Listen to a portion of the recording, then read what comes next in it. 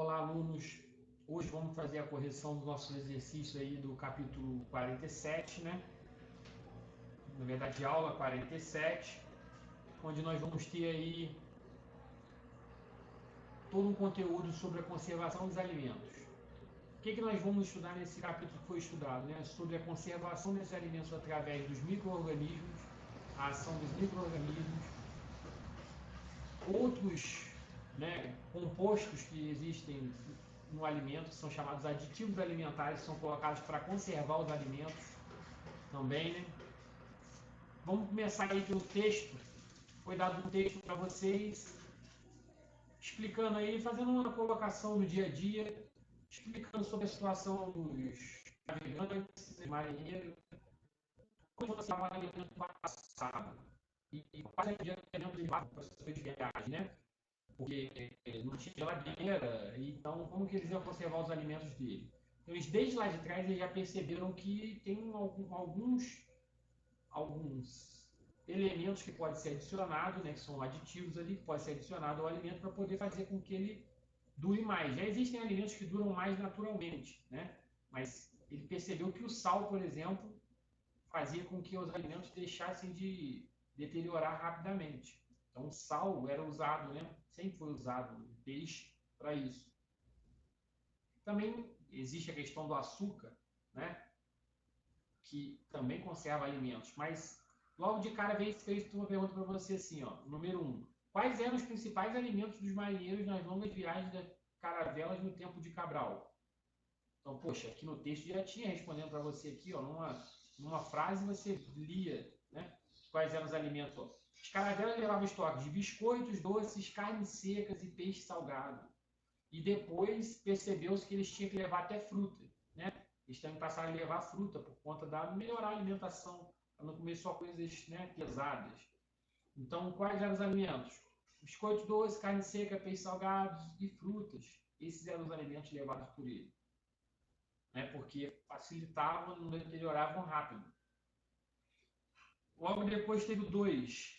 Por que as caravelas não precisavam de geladeira? Por que elas não precisavam de geladeira? Porque os alimentos não estragavam rapidamente. Esses alimentos que eles levavam não eram de fácil deteriorização.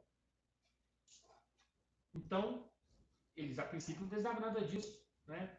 Tinha carne seca ali, os biscoitos deles, já tinham toda uma técnica para a preparação dessa viagem. Depois perguntou por que o Alberto estava interessado na alimentação no tempo das caravelas. Poxa, o Alberto estava ali na história ali perguntando pro avô dele, né? Se eu não me engano, que ele estava, não, para um dono do banco, dono da banca de jornais em frente, que ele estava perguntando, perdão ali, ó, para tirar dúvidas.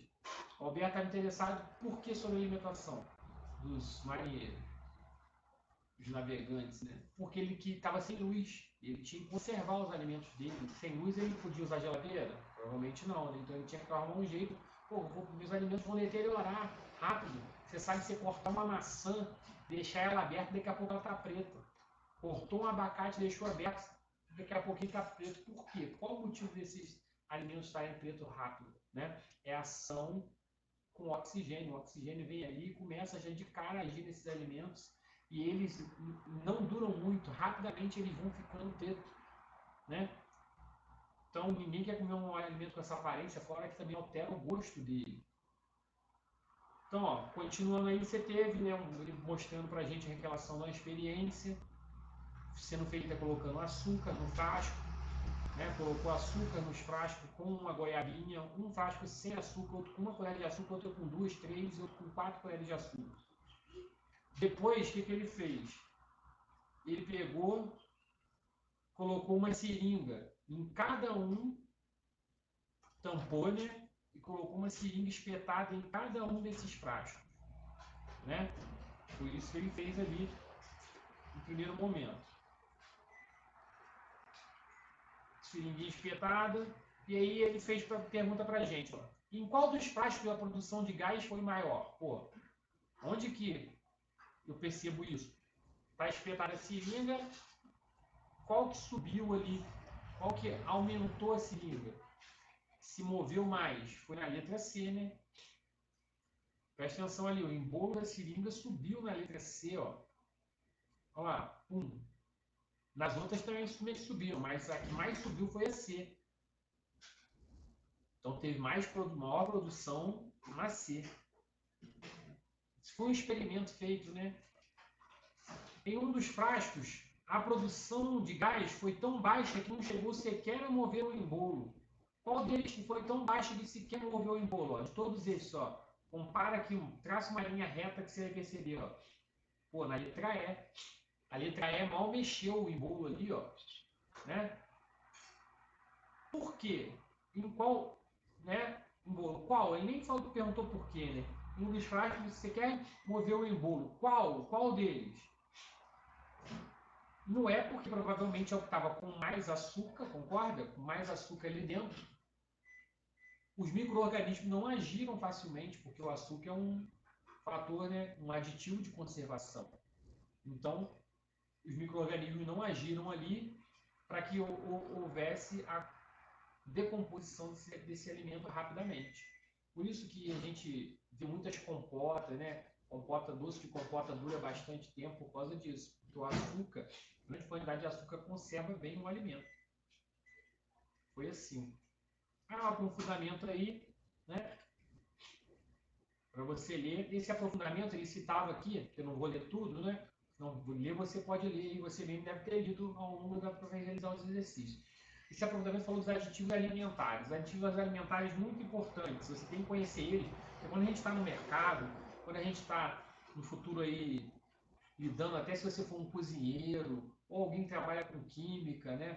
Você tem que conhecer sobre essas coisas aqui. Então, quais são os principais tipos de aditivos alimentares? Ó, os acidulantes dão sabor azedo ao alimento, né?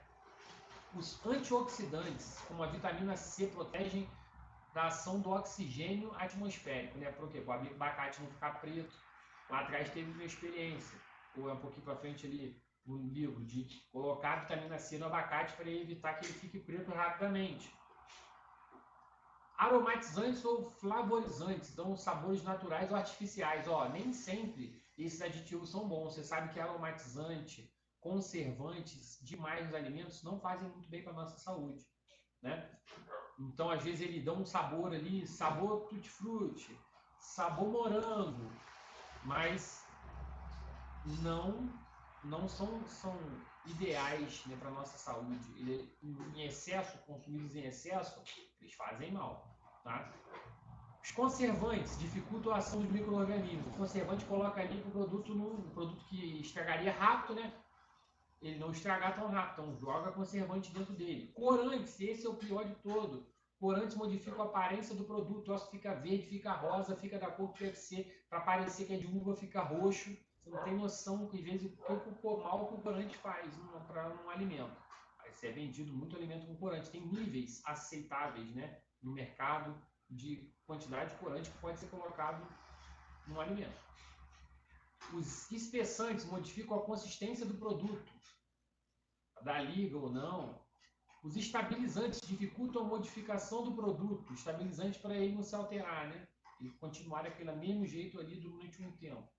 Os edulcorantes dão sabor doce e os umectantes dão aspecto úmido ao produto. É legal você conhecer todos esses tipos, tá? E quando você for comprar, olhar o rótulo dos produtos para ver se ele tem muito corante, se ele tem conservante, como que está aquele produto. Isso é bom para que você não saia comprando um alimento vai trazer um mal para você, né, de uma qualidade duvidosa. Às vezes você pensa que é um alimento maravilhoso, ele está cheio de corante. Então toma muito cuidado.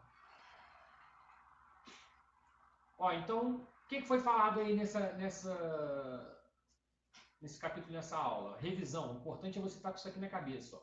As ações de micro-organismos nos alimentos podem ser evidenciadas pela produção de gás.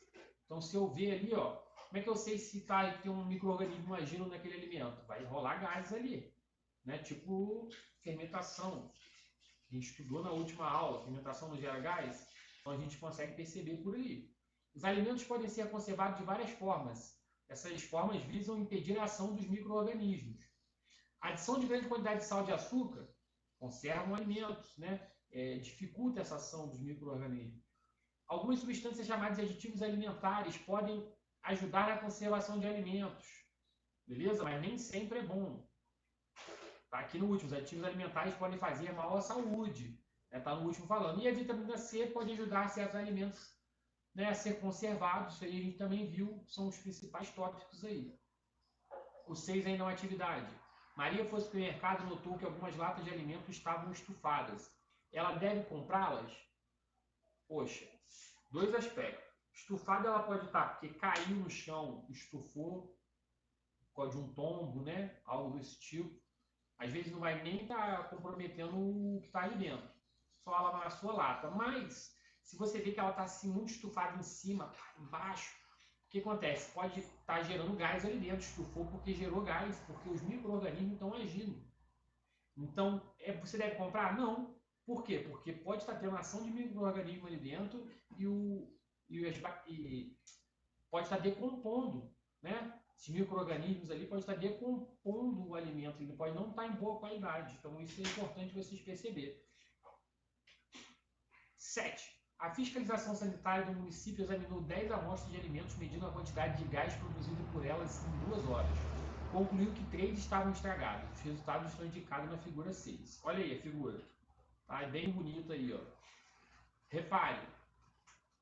Identifique as 3 amostras e justifique sua resposta. Quais que estão estragadas? Ó, qual que tem mais gás? Quantidade de gás? A3, A5 e A9. Olha a quantidade de gás altíssima na 9. Todos eles estão com grande quantidade de gás. 3, 5 e 9. Então, esses seriam as estragadas. Porque a quantidade de gás, dá para perceber que a quantidade de gás, justifique sua resposta, é perceptível a quantidade de gás altíssima nessas três coluninhas ali, né, do gráfico.